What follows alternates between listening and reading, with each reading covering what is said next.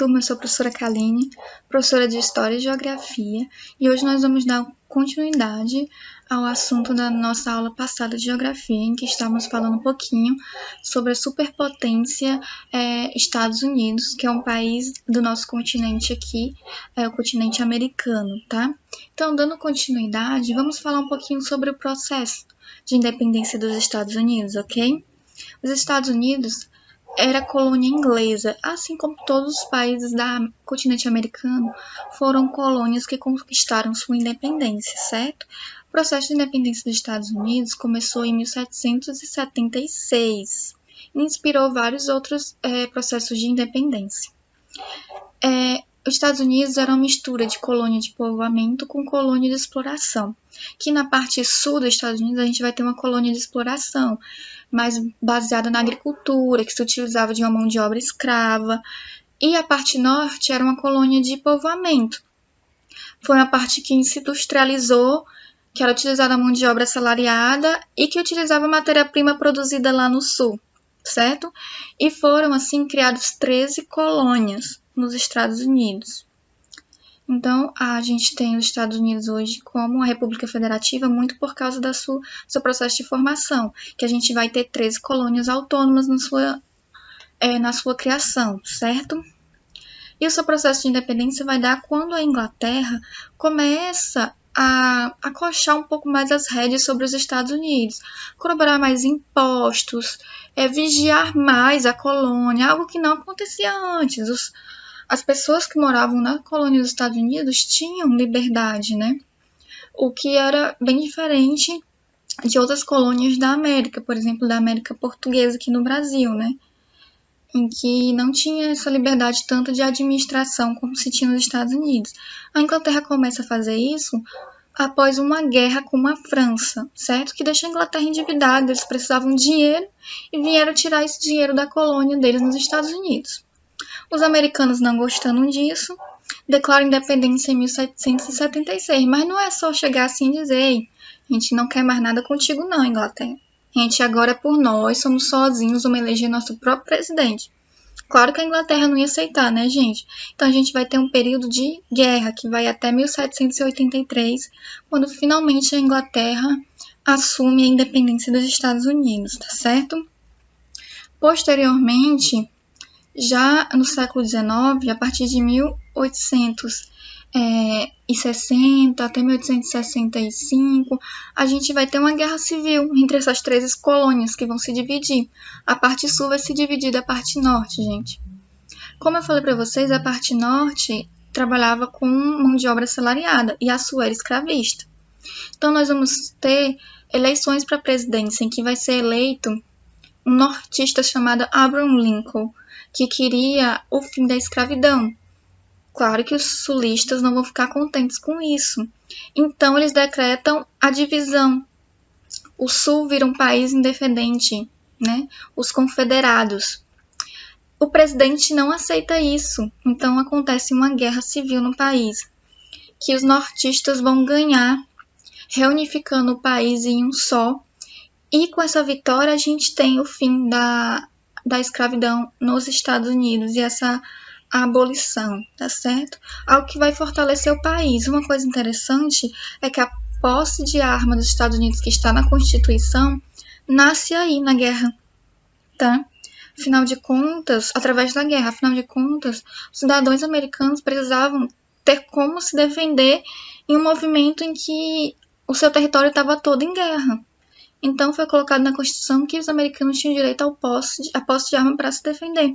Foi algo que nunca saiu da Constituição e que existe até hoje. Então, tá ligado bastante à cultura deles, né?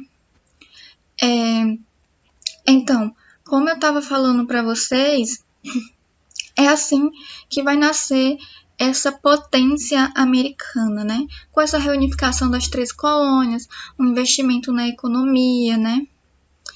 E essa potência americana, ela vai passar por vários baques, que nem eu falei para vocês, como em 2001, 2008, né?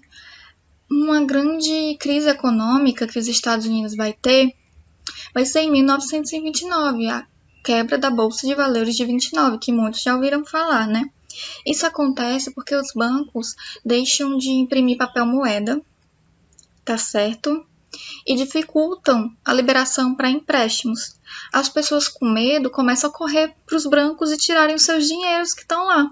O problema é, o banco trabalha a circulação, empréstimo, compra e venda com o dinheiro que as pessoas guardam, depositam nele. Se todo mundo tirou seus dinheiros do banco, o banco não tem mais dinheiro para trabalhar e eles acabam quebrando, tá? Então a gente vai ter esse processo da quebra da Bolsa de Valores, que vai começar a se reerguer em 1930, com o chamado New Deal, certo? Que foi basicamente implantado pelo presidente para reerguer o país dessa grande crise econômica. E entre as coisas que vão ser feitas, vai ser a desvalorização do dólar, para que a exportação se torne mais competitiva, ou seja, os produtos saídos dos Estados Unidos se tornem mais baratos e os outros países queiram comprar, para aumentar a circulação econômica, a circulação de dinheiro, tá? O governo vai passar a emprestar dinheiro para os bancos que vão ter quebrado nesse período, para evitar a falência dos bancos, né? Vai ser criado um sistema de seguridade social. A gente tem um sistema de seguridade social no Brasil em que as pessoas têm um desconto do salário delas mensal, para caso fiquem doentes, não possam trabalhar, recebam dinheiro para conseguir se aposentar, certo? Então vai ser implantado um sistema desse também. Assim como um seguro-desemprego, tá bom? Direito de organização sindical, sindicatos que são responsáveis por defender as classes trabalhadoras, né? O estímulo à produção agrícola, tá bom? E vão acontecer uma grande quantidade de obras públicas também. Nesse momento, a gente vai ter a qualidade de vida da população melhorando bastante. E aí é que nasce aquele pensamento do sonho de vida americano, que as pessoas acreditam até hoje que viver nos Estados Unidos é sinônimo de viver muito bem. Vem desse período aí em que as pessoas passam a ter essa qualidade de vida melhor, tá certo? Com relação à agricultura nos Estados Unidos, tá? O sistema de agricultura nos Estados Unidos é dividido no que a gente chama de cinturões. Cinturões da agricultura. Então, a gente vai ter o cinturão da soja, o cinturão do algodão, o cinturão do trigo, tá certo?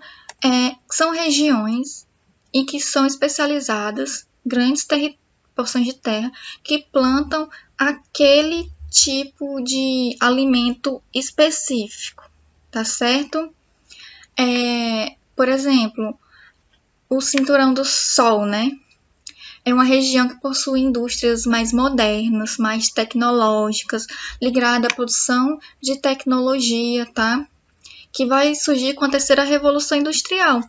Terceira revolução industrial, vocês lembram do capítulo lá de história de revolução industrial? É aquela revolução que é tecnológica e que vão ser inventadas, por exemplo, a internet, certo? E meios tecnológicos, tá ok? Por exemplo, é nessa região que fica o Vale do Silício, que eu já comentei para vocês no vídeo passado. E os Estados Unidos, gente, como eu já falei, ele é uma grande potência militar, né? Mais de 3% do seu PIB, seu rendimento, vai para financiar as questões militares dos Estados Unidos. Os Estados Unidos até hoje está sempre bastante envolvido em guerras, né? Nós temos a guerra ao terror, por exemplo, em que os Estados Unidos está sempre envolvido em guerras em outros países com relação a movimentos terroristas. Esse movimento dos Estados Unidos interferindo em políticas de outros países foi que, por exemplo, veio a gerar o atentado do 11 de setembro, né, de 2001, que é bastante conhecido, em que aviões atingiram dois prédios comerciais bastante famosos nos Estados Unidos, matando muitas pessoas, tanto pessoas que estavam nos aviões, já que eram aviões de passageiros, como as pessoas que trabalhavam nos prédios, já que eram prédios comerciais, né?